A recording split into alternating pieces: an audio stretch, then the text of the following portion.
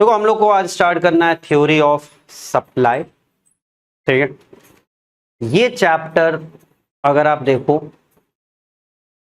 क्योंकि एक market mechanism chapter आता है, चैप्टर 6 मार्केट मैकेनिज्म, और वहां पे डिमांड और सप्लाई दोनों का यूज होता है। तो अगर आप डिमांड या सप्लाई में से एक भी चैप्टर मिस करते हो तो आप मार्केट मैकेनिज्म भी मिस कर जाओगे, वो भी नहीं कर पाओगे।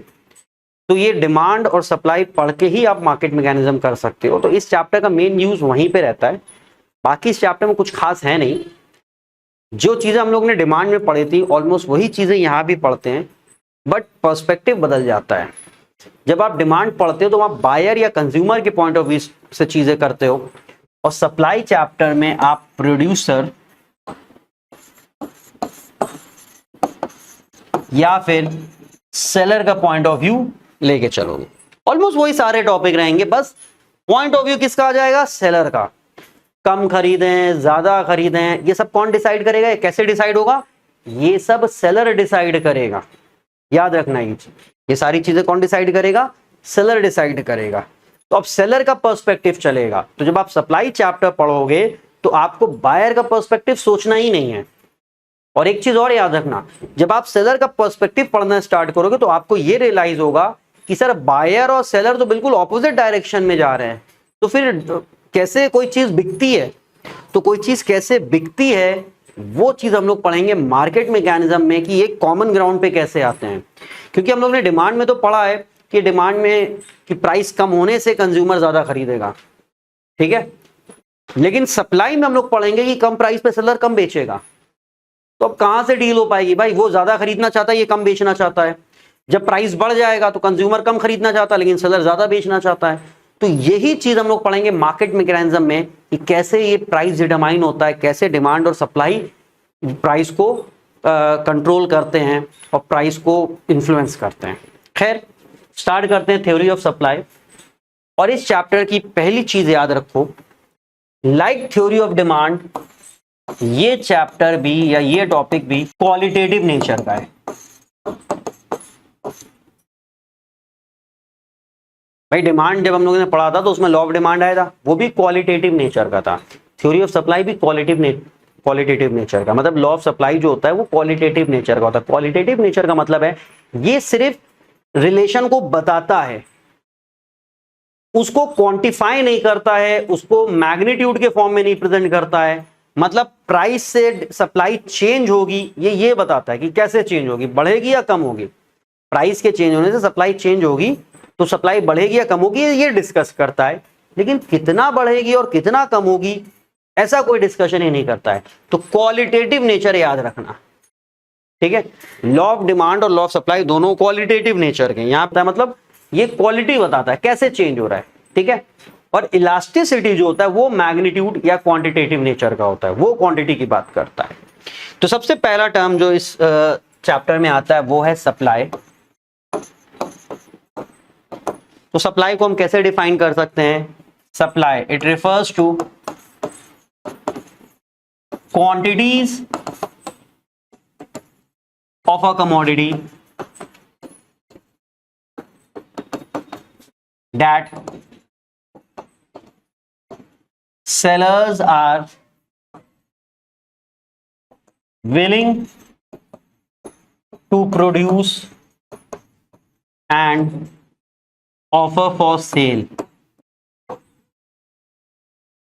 Quantities of a commodity that sellers are willing to produce and offer for sale at different prices या at various prices during a particular period of time.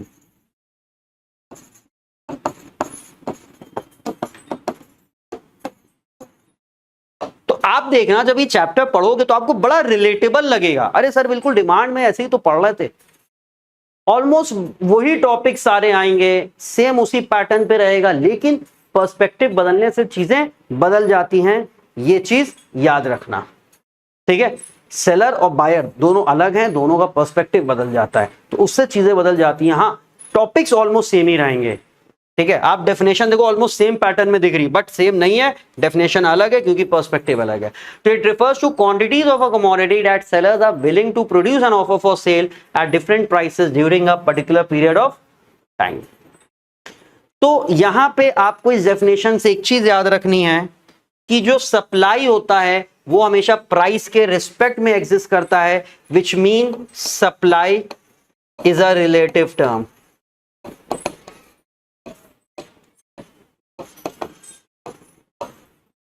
Supply is a relative term, क्यों? क्योंकि ये price के respect में exist करता है, जो कि आप डेफिनेशन में देख सकते हो। दूसरी चीज, during a period of time, जब पीरियड ऑफ टाइम आप किसी चीज के लिए बोलते हो तो इसका मतलब वो फ्लो कॉन्सेप्ट हो जाता है। वो क्या हो जाता है? Flow concept. तो मतलब सप्लाई क्या है? एक फ्लो कॉन्सेप्ट है। सप्लाई को आप किसी पॉइंट ऑफ टाइम पे मेजर नहीं कर सकते हो, इसके लिए हमेशा आपको रेंज लेनी पड़ती है। तो टाइम बाउंडेशन या टाइम डायमेंशन आ जाता है इसमें। आप कभी भी सप्लाई पता करना चाहते हो, सप्लाई आप कैसे पता करोगे कि 1 तारीख से लेके 2 तारीख के बीच की सप्लाई, 1 बजे से लेके 4 बजे के बीच की सप्लाई, एक रेंज लेके चलोगे। तो ये चीज हमें इसकी मीनिंग या डेफिनेशन से आप कह सकते हो पता चल गया, क्योंकि यार डिफरेंट प्राइसेस, तो सप्लाई हमेशा प्राइस के रिस्पेक्ट में एग्जिस्ट करता है। प्राइस नहीं तो सप्लाई नहीं है, ठीक है? तो प्राइस के रिस्पेक्ट में हमेशा एग्जिस्ट करता है, इसलिए हम कहते हैं supply is a relative term. Plus supply को एक पीरियड ऑफ टाइम पे हम लोग लेके चलते हैं, इसलिए supply is a flow concept. तो डेफिनेशन में एक की वर्ड हो जाता है कि प्राइस और पीरियड ऑफ टाइम आपको लिखना ही लिखना है। अगर ये मिसिंग हो गए तो आपकी डेफिनेशन गलत है और आपको मार्क्स नहीं मिलेंगे, ठीक है? तो ये तो हो गया हमारा सप्लाई की डेफिनेशन। अब जब आप सप्लाई की बात करते हो तो एक होती है actual supply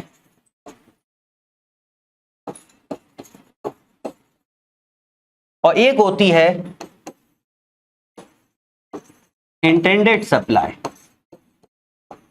actual supply and intended supply. हम ये भी बोल सकते हैं ये सप्लाई होता है और ये होता है स्टॉक। तो अक्सर एग्जाम में ये डिफरेंस पूछ लिया जाता है, difference between supply and stock, difference between actual supply and intended supply. तो सप्लाई क्या होती है? जो भी हमने बताया, क्वांटिटी दैट प्रोड्यूसर इज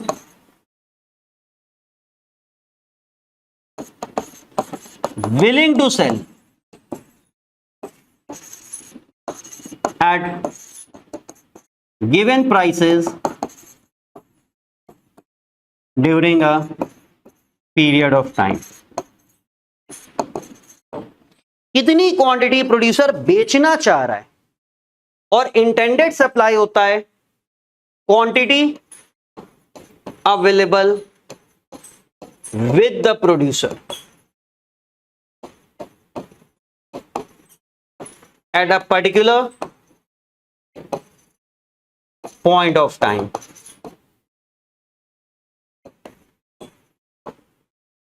बात समझो, आप एक दुकानदार हो और आपके पास 100 यूनिट अवेलेबल हैं, स्टॉक में अवेलेबल है आपके पास, जिसमें से करंट प्राइस पे आप सिर्फ 60 यूनिट बेचना चाहते हो।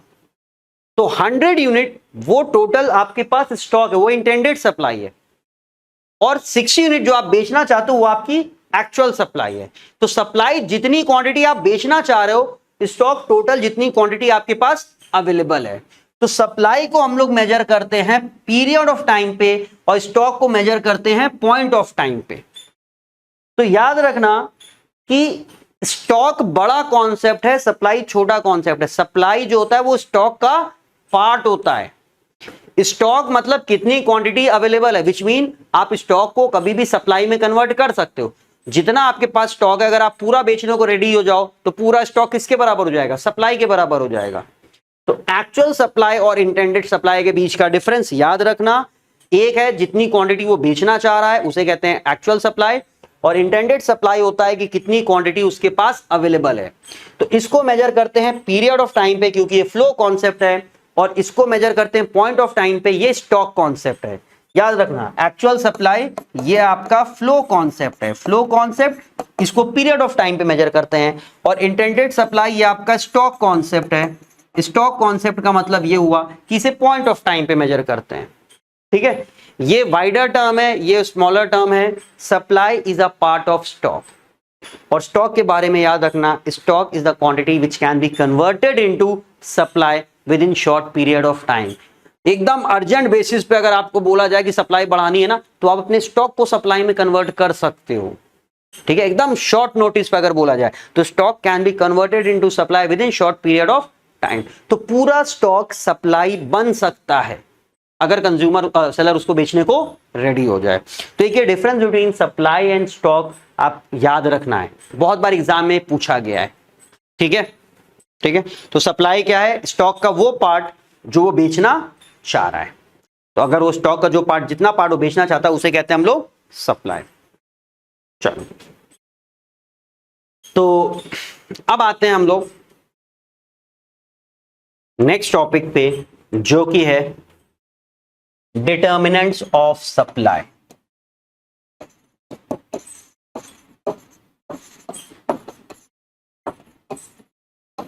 डिटर्मिनेंट्स ऑफ सप्लाई यानी कि फैक्टर्स अफेक्टिंग सप्लाई। डिटर्मिनेंट्स यानी कि फैक्टर्स की बात हो रही है। नहीं पता तो एग्जाम में कैसे याद करोगे यार, कैसे लिखोगे तुम लोग? एग्जाम में तो लिखोगे ना, तो लिखोगे तभी जब तुम्हें पता होगा ना। तो आपको पता होना चाहिए ना डिटर्मिनेंट्स किसे कहते हैं, फैक्टर्स किसे कहते हैं। तो बेसिकली यहाँ पे हम लोग पढ़ेंगे वो क्या फैक्टर्स हैं जिनके बेसिस पे सेलर डिसाइड करता है कि वो ज्यादा ऑफर करे या कम ऑफर करे, ज्यादा सेल करे या कम सेल करे, सप्लाई को बढ़ाए या सप्लाई को कम करे। हम उनकी बात कर रहे हैं यहाँ पे। तो डिटर्मिनेंट में सबसे पहला जो डिटर्मिनेंट होता है वो होता है price of a commodity. Own price की बात हो रही है। अब देखो, ओन प्राइस के केस में हमेशा याद रखना कि जब प्राइस बढ़ती है ना, तो क्वांटिटी सप्लाई बढ़ जाती है। एंड उसका रीजन बड़ा सिंपल सा है। अगर याद हो, ये हम पहले भी तुम लोगों को बता चुके हैं कि जब आप फैक्टर्स एक्सप्लेन करते हो और उसमें आप जिस फैक्टर को एक्सप्लेन करते हो उसके अलावा बाकी के सारे फैक्टर्स को आप क्या मान लेते हो कि सेम रहेंगे, बाकी किसी में कोई चेंज नहीं होगा। हम फिलहाल एक्सप्लेन कर रहे हैं प्राइस ऑफ अ कमोडिटी, तो हम बाकी के फैक्टर्स को सेम मान लेते हैं। तो जब हम price of a commodity explain कर रहे हैं तो हमने मान लिया कोई कमोडिटी है जिसका कॉस्ट 100 है, हम प्रॉफिट उस पे जो है 20 का लगा के और उसका प्राइस हम रखते हैं 120, मतलब मार्केट में उसका प्राइस है 120 फॉर एग्जांपल, ठीक है। जब आप प्राइस एक्सप्लेन कर रहे हो तो आप मान के चल रहे हो कि भैया कॉस्ट जो है सेम रहेगी, ठीक है, कॉस्ट सेम रहेगी। तो अब यहां पे अगर प्राइस बढ़ के 140 हो गया तो कॉस्ट तो सेम रहेगी, तो इसका मतलब प्रॉफिट बढ़ जाएगा। तो हमने कहा प्राइस के बढ़ने से सप्लाई बढ़ती है, क्यों? क्योंकि हायर प्राइस का मतलब होता है हायर प्रॉफिट। हायर प्राइस का मतलब होता है हायर प्रॉफिट। तो अगर किसी चीज का प्राइस बढ़ रहा है तो उसका प्रॉफिट बढ़ जाएगा, और एज अ सेलर आप प्रॉफिट ही तो कमाना चाहते हो, तो हायर प्रॉफिट्स होगा। तो प्रॉफिट ज्यादा कमाने के लिए आप क्या करोगे? अपनी सप्लाई को बढ़ा दोगे, इसीलिए प्राइस बढ़ने पे सप्लाई बढ़ जाती है। सेम वे प्राइस के कम होने से सप्लाई कम हो जाएगी, क्यों? क्योंकि लोअर प्राइस का मतलब हो जाएगा लोअर प्रॉफिट्स। क्योंकि आप यहां देख सकते हो कि अगर हम प्राइस को जो है 110 कर लें तो ऑब्वियस सी बात है कॉस्ट सेम है, तो प्रॉफिट कितना हो गया? 10 रुपए का। तो ये चीज याद रखो कि higher price assuming cost is same means higher profit, same way lower price means lower profit assuming cost is same. तो हायर प्रॉफिट से सप्लाई बढ़ेगी और लोअर प्रॉफिट से सप्लाई क्या हो जाएगी? कम हो जाएगी। इसीलिए प्राइस और सप्लाई में एक डायरेक्ट रिलेशन होता है, which mean at higher price seller will supply more and at lower price seller will supply less। दूसरे फैक्टर की ओर चलते हैं। दूसरा फैक्टर है गोल्स ऑफ फर्म। गोल्स मतलब वो क्या अचीव करना चाहते हैं, उनका टारगेट क्या है। अब जब आप फर्म के गोल्स की बात करते हो तो 3 तरीके के गोल होते हैं। पहला तो होता है प्रॉफिट मैक्सिमाइजेशन,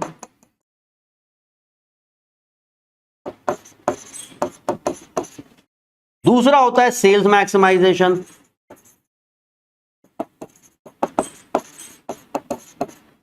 और तीसरा होता है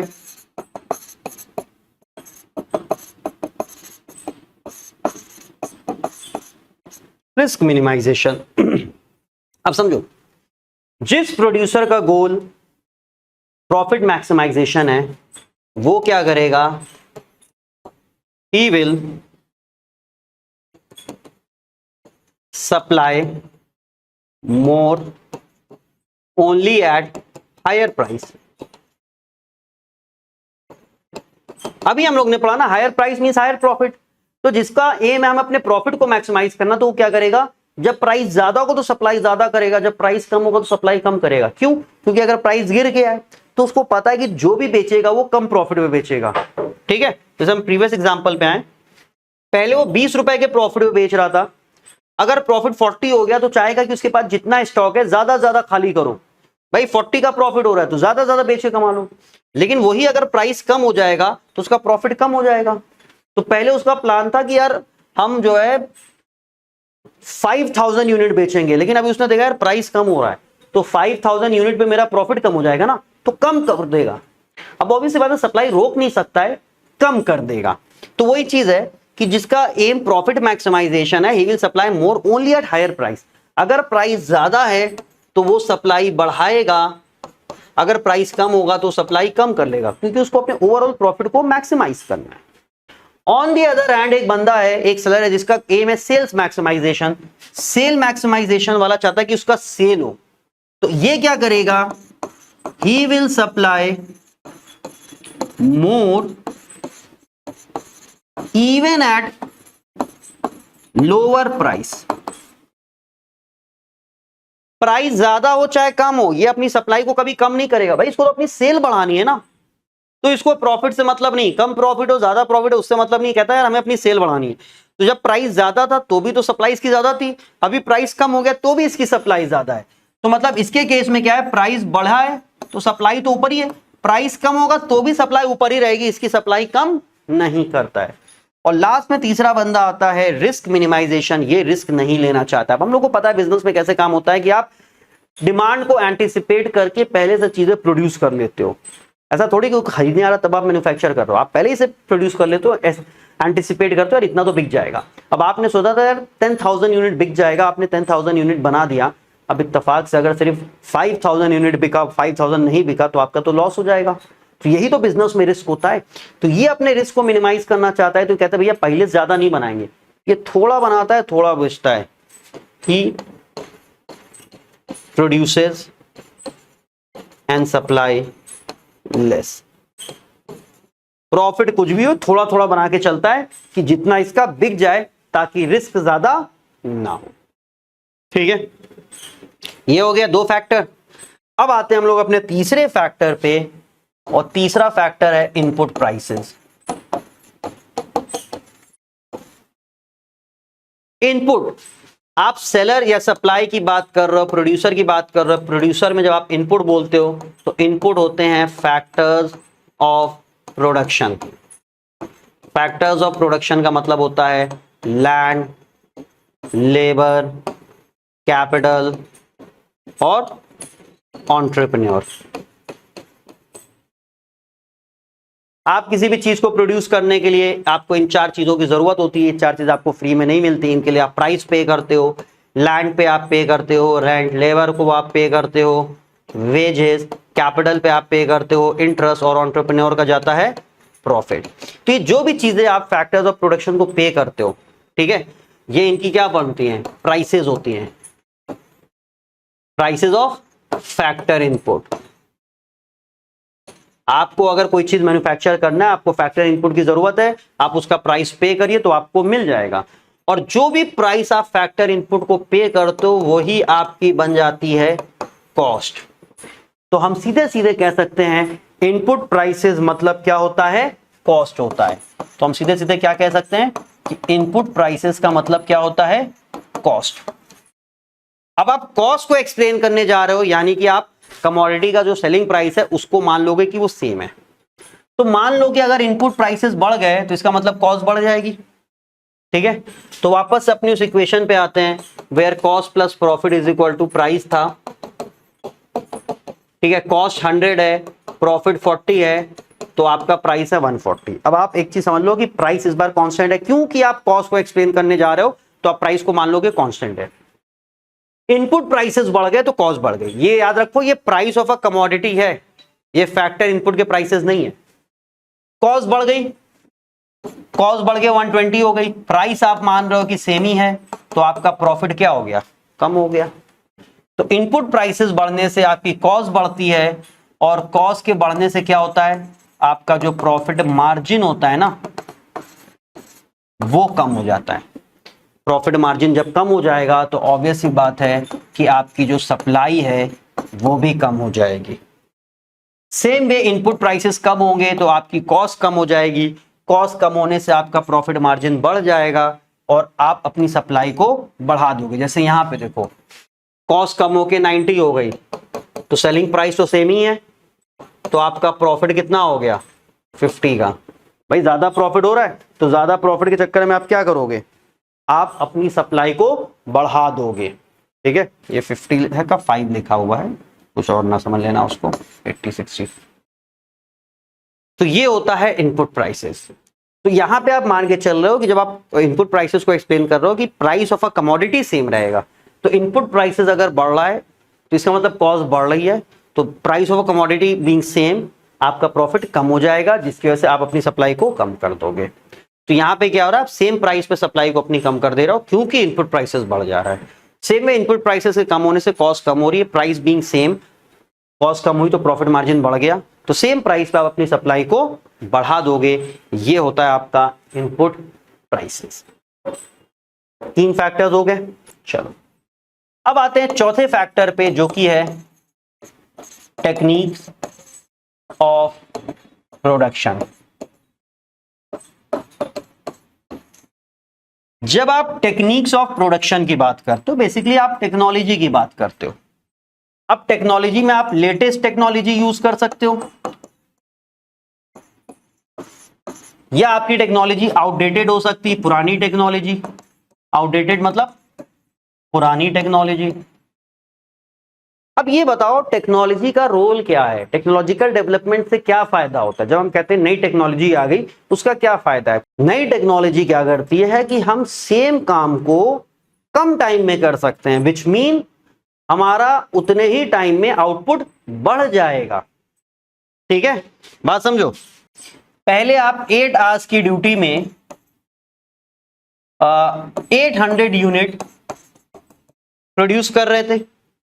ठीक है, 8 आवर्स की ड्यूटी में आप 800 यूनिट प्रोड्यूस कर रहे थे। नई टेक्नोलॉजी के आने से क्या हुआ, आप 8 आवर्स की ड्यूटी में 1600 यूनिट प्रोड्यूस करने लग गए, या को उससे ज्यादा प्रोड्यूस करने लगे, या थोड़ा कम भी, जो भी, इससे ज्यादा करने लग गए। इसका क्या मतलब हुआ कि पहले आप 1 आवर में 100 यूनिट बना रहे थे, आप 1 आवर में 200 यूनिट बना रहे हो। मतलब अब आपका काम तेज हो गया है, तो आप सेम यूनिट को कम टाइम में बना रहे हो। सेम यूनिट को अब आप कम टाइम में बनाने लग गए हो, तो टेक्नोलॉजी आपका टाइम सेव कर देती है। बेसिकली आपकी एफिशिएंसी को बढ़ा देती है, विच मीन आपकी, जब आप 8 आवर्स में 800 यूनिट से 8 आवर्स में 1600 यूनिट पे आए, तो आपका पर यूनिट कॉस्ट कम हो गया। आपका पर यूनिट कॉस्ट क्या हो गया, कम हो गया। यहां पे आप जो है 8000 रुपए खर्चा करके 800 यूनिट बना रहे थे, तो पर यूनिट कॉस्ट आ रहा था 10 रुपए।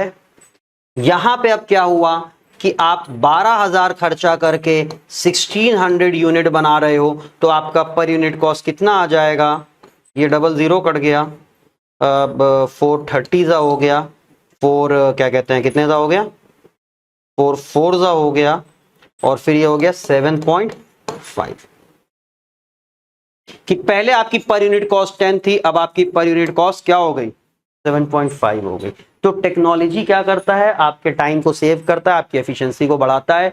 टेक्नोलॉजी आपको इस इनेबल करता है कि आप कम टाइम में ज्यादा आउटपुट प्रोड्यूस करो, जिससे आपकी पर यूनिट कॉस्ट क्या होगी, फॉल कर जाएगी।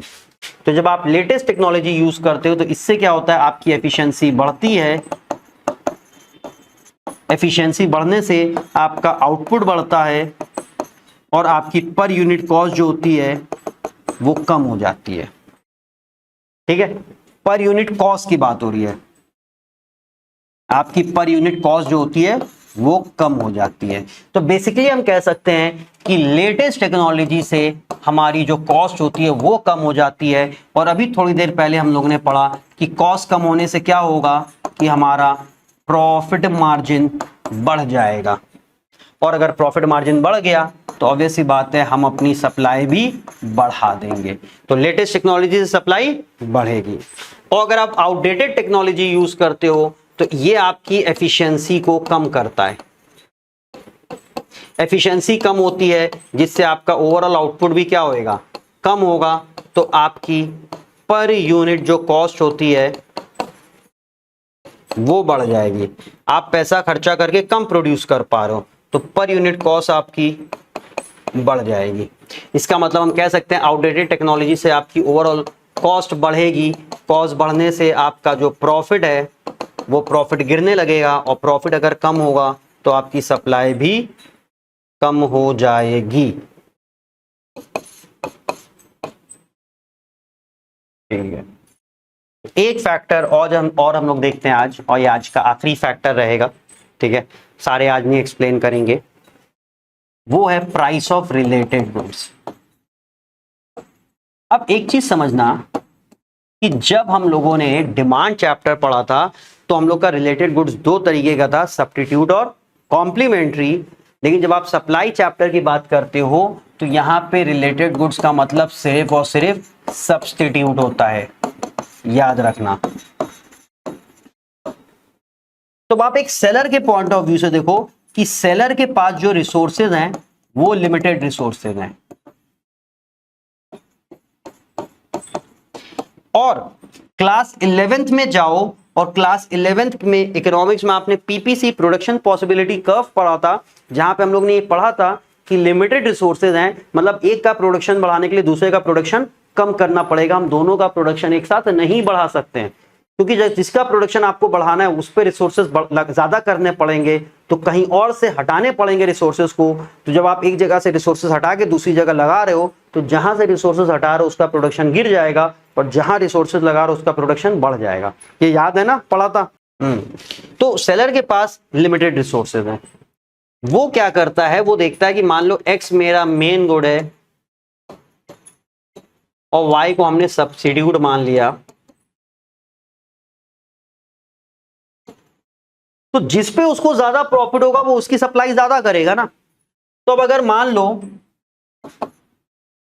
Y का प्राइस बढ़ गया तो सेलर देख रहा है यार Y पे प्राइस बढ़ने का मतलब Y का प्रॉफिट मार्जिन बढ़ गया, तो वो Y की सप्लाई को बढ़ाएगा। तो जाहिर सी बात है उसके पास रिसोर्सेज कम है, तो एक की सप्लाई को बढ़ाने के लिए दूसरे की सप्लाई को कम करना पड़ेगा ना। तो दोनों सब्स्टिट्यूट है तो दोनों की सप्लाई क्यों बढ़ाए वो, ठीक है। तो वो क्या करेगा, वो X की सप्लाई को कम कर देगा। उसी तरह अगर देख रहा है कि वो Y जो सब्स्टिट्यूट है उसका प्राइस कम हो गया है, तो वो क्या करेगा, उस पर कम प्रॉफिट हो रहा है तो वो X की सप्लाई को बढ़ा देगा ज्यादा प्रॉफिट कमाने के लिए। तो प्राइस ऑफ रिलेटेड गुड्स जब आप सप्लाई चैप्टर में एक्सप्लेन करते हो तो आपको सिर्फ और सिर्फ सब्स्टिट्यूट गुड्स पे फोकस करना होता है। और सेलर क्या करता है, वो सब्स्टिट्यूट में देखता है कंपैरेटिवली उसको जिस पे ज्यादा प्रॉफिट होगा वो उसकी सप्लाई बढ़ाएगा। तो जब सब्स्टिट्यूट का प्राइस चेंज होता है तो वो देखता है कि अगर उसका प्राइस बढ़ गया तो मतलब उस पर प्रॉफिट बढ़ गया, तो वो मेन प्रोडक्ट की सप्लाई को कम करके उसकी सप्लाई को बढ़ाता है, तो हमारे प्रोडक्ट की सप्लाई क्या हो जाती है, कम। सिमिलरली अगर सब्स्टिट्यूट का प्राइस कम हो गया तो देखता है यार उस पर तो प्रॉफिट है नहीं, तो वो इसकी सप्लाई को बढ़ा देता है। अब जब ये फैक्टर लोग एक्सप्लेन करते तो लोगों बच्चों के मन में डाउट आते, सर अगर उसका प्राइस और इसके प्राइस में इतना डिफरेंस था कि वो कम होने पे भी उसका प्रॉफिट इससे कम ही है, ये सब इतना नहीं सोचना आपको, ठीक है।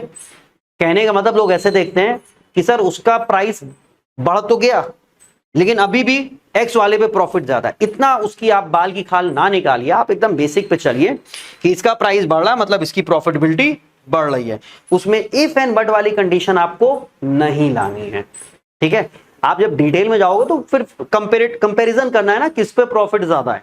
तो बहुत बार ऐसा होगा कि सब्स्टिट्यूट का प्राइस बढ़ेगा भी तो भी उसकी प्रॉफिटेबिलिटी उतनी नहीं होगी, पर हमें इतना डिटेल में नहीं जाना, हमारे लिए बस ये इतना ही है।